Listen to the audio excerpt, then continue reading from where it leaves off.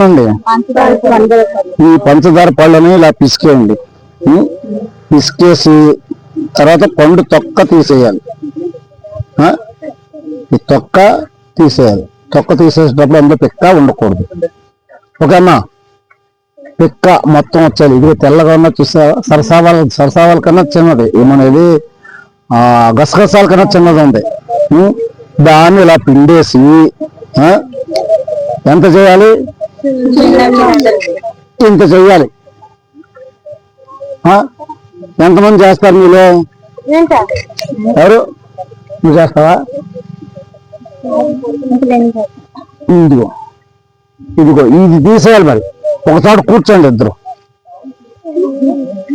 నువ్వు చేస్తావా? మీ ముగ్గురు వెళ్ళిపోండి, ఒక చోట కూర్చోండి. ఆ ముగ్గురు చాలు, మిగతా వాళ్ళు వద్దు. మిగతా వాళ్ళందరికీ వేరే పని చెప్తాను. నువ్వు ఎవరు చేస్తానన్నారు? ఎవరు? రా.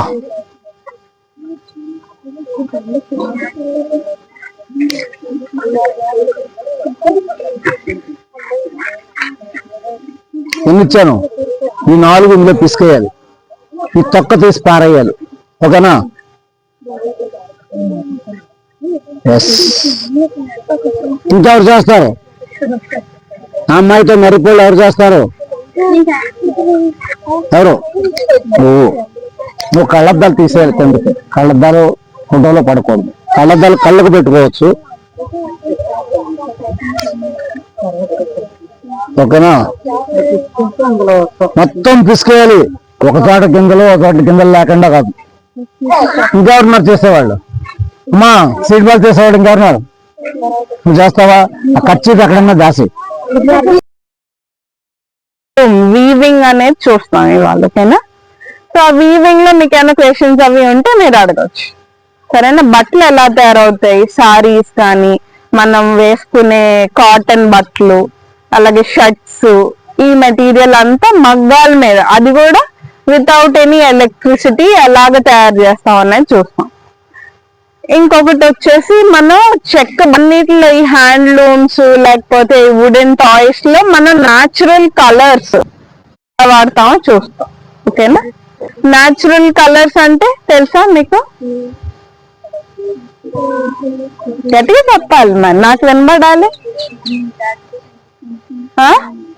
గట్టిగా చెప్పురా. వచ్చే కలర్స్ గ్రీన్, ఎల్లో కాదు. ఓకేనా? అందులో గ్రీన్, ఎల్లో కలర్స్ వస్తాయి. పసుపు నుంచి ఎల్లో కలర్ వస్తుంది. ఓకేనా? అలాగే ఇండిగో అనే మొక్క నుంచి బ్లూ కలర్ వస్తుంది. సో ఇవాళ మనం చూసే బొమ్మలు కానీ బట్టలు తయారు చేయడంలో ఈ న్యాచురల్ కలర్స్ వాడతాం అన్న. లిప్స్టిక్స్ కి సింధూరం అని అనాటో సీడ్స్ వాడతాం న్యాచురల్ లిప్స్టిక్స్ కి. ఓకేనా? అలాగే ఈ కలర్స్ అన్ని మొక్కల నుంచి వచ్చే కలర్స్ అన్నమాట. సో ఇవి మనం ఇవాళ చూస్తాం. ఓకే?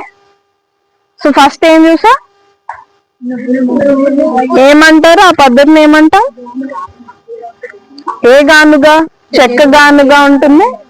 ఎద్దు గానుగా. ఎద్దులు తిరుగుతాయి, ఎద్దు గానుగా. ఓకే? దాని మొక్క. సో అక్కడ నేను సోషల్ వర్కర్ గా పనిచేస్తున్నాను. ఇక్కడ మా పిల్లలతో సంకల్ప ఆర్ట్ విలేజ్ కి వచ్చాము. సో ఇక్కడ నూనె తయారు చేయడము, సీడ్ బాల్స్ ని చేయడము, తర్వాత న్యాచురల్ కలర్స్ అంటే ఏంటి, క్లోత్స్ ని అంటే ఎలాగ చేస్తారు, అవన్నీ నేర్పించారనమాట. సో ఇలాంటి విషయాలన్నీ చూడాలనుకుంటే మీరు ఖచ్చితంగా ఈ ఆర్ట్ విలేజ్ ని వచ్చి కలవండి. నేను సంకల్ప ఆర్ట్ విలేజ్ నడుపుతాను. ఇందులో మనకేంటంటే గ్రామీణ చేతి వృత్తులకు సంబంధించిన చాలా ఉంటాయి, చేతి పనులకు సంబంధించినవి. ప్రధానంగా మేము ఇక్కడ ఎద్దుగానుగా నడుపుతున్నాము. ఎద్దుగానుగ వల్ల ఈ పిల్లలందరికీ కూడా దీనికోసం చెప్తా ఉంటాం అనమాట. ఎద్దుగానుగ వల్ల ఉపయోగం ఏంటంటే దీని ఆర్పిఎం తక్కువగా ఉంటుంది, రొటేట్ పర్ మినిట్ అనమాట. ఎద్దులు తిరిగే ఈ టైం చాలా తక్కువ, స్లోగా నెమ్మదిగా ఉంటుంది. ఈ నెమ్మది ప్రాసెస్ వల్ల వేడి ఉష్ణోగ్రత ఉత్పత్తి కాకపోవడం వల్ల ఏమవుతుందంటే మన ఈ వంట నూనె వేడెక్కదు, తయారైన వంట నూనె. దానివల్ల ఏమవుతుందంటే ఎప్పుడైతే వేడెక్కదో అందులో ఉండే పోషకాలు ఆవిరవకుండా ఉంటాయి. జనరల్ గా ఏంటంటే మన మిషన్ ఏదో చెక్కగానికైనా సరే మన మిల్ అనేసరికి ఆర్పిఎం చాలా ఎక్కువ ఉంటుంది. దానివల్ల వేడి పుట్టి ఫస్ట్ ఈ విటమిన్ ఎవాబరేట్ అయిపోతుంది. అలాగే మిగిలిన విటమిన్లు అన్ని వేడెక్కి కొద్దీ ఎవాబరేట్ అయిపోతుండే.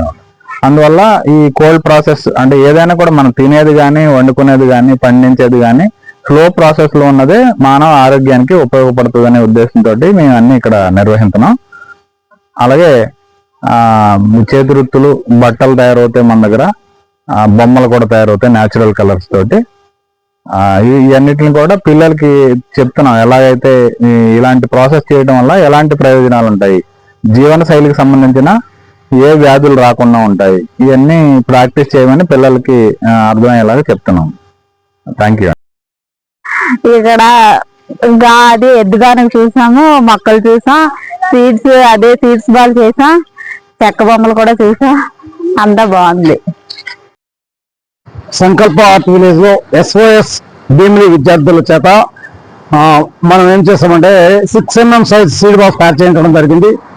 ఏదైతే డ్రోన్ ఏ సైజ్ సీడ్ బాల్ ని స్ప్రెడ్ చేస్తుందో ఆ సైజ్ సీడ్ బాల్ తయారు చేసే ప్రయత్నం చేశాం. ప్రధానంగా మన దేశంలో పెద్ద సీడ్ బాల్స్ ని స్ప్రెడ్ చేసే డ్రోన్లు లేవు.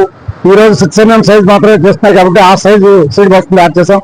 ప్రధానంగా ఇండియన్ చెర్రీ వంటి సీడ్ బాల్స్ మనం పుట్టి దగ్గర, అలాగే మర్రి, రావి, జువ్వి ఇంటి విత్తనాలతో తయారు చేసిన సీడ్ బాల్స్ కొండ పై భాగాన వేద్దామంటే ప్రణాళిక తయారు చేశాము. ఏదైతే పంట పొలాల్లో అంతరించిపోతున్న పక్షులు ఉన్నాయో అన్నిటి కోసం కూడా మనం తిరిగి అడవి తెప్పించేది గాను పుట్టి వీళ్ళలో అవి ఏదైతే చిరుధాన్యాలు ఉన్నాయో చిరుధాన్యాల పంటల విత్తనాలు కూడా స్ప్రెడ్ చేద్దామంటే ప్లాన్ చేస్తున్నాం. దీనికి అందరూ సహకరించాలని కోరుతున్నాం.